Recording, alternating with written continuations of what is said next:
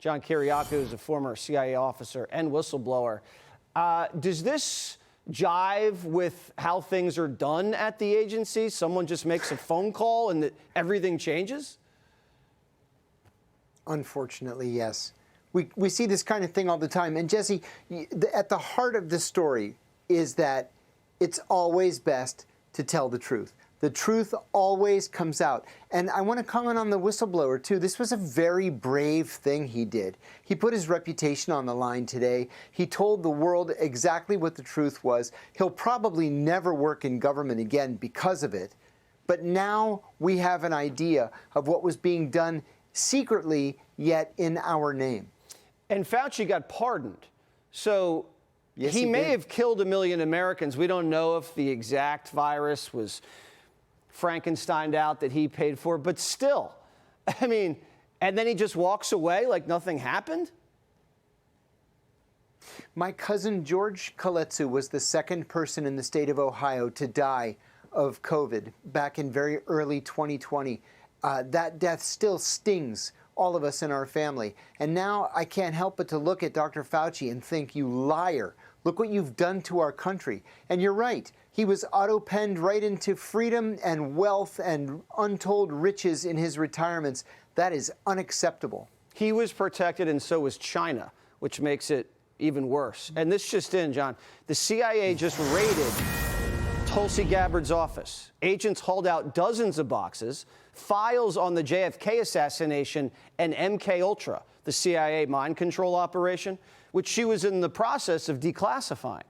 Today's whistleblower said it during his deposition, and Congresswoman Anna Paulina Luna confirmed it moments ago.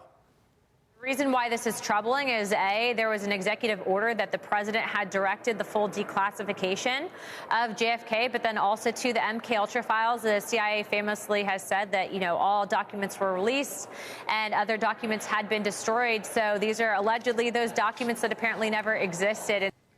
Can the CIA overrule the president? No, the CIA cannot overrule the president. The CIA cannot even overrule the director of national intelligence. In 1975, the Church Committee, which became the Senate Select Committee on Intelligence, specifically ordered DCI William Colby to release all of the mkultra files. He famously went back to CIA headquarters and ordered that all of the files be destroyed.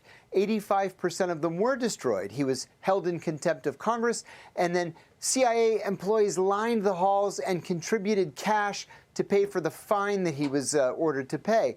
We only know what we know about mkultra because of the 15% of the files that weren't destroyed. These are among those 15% of the files.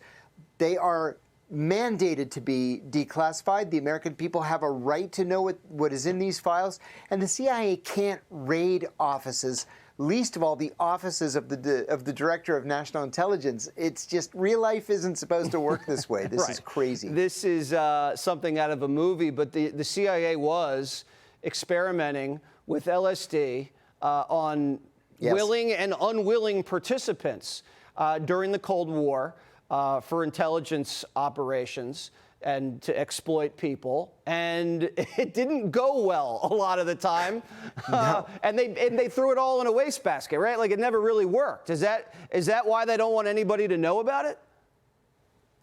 I think they don't want people to know any more than what we know about, for example, dosing innocent citizens of San Francisco, California, or a small village in France and putting LSD in the yeast at the only bakery in the village just to see if everybody in the village would go nuts, which they did, of course, or coming up with a program in San Francisco to hire prostitutes to dose Johns and see if they would cough up their innermost secrets. Ridiculous. Wow. Well, you just have to hire Swalwell. He'll do pretty much anything.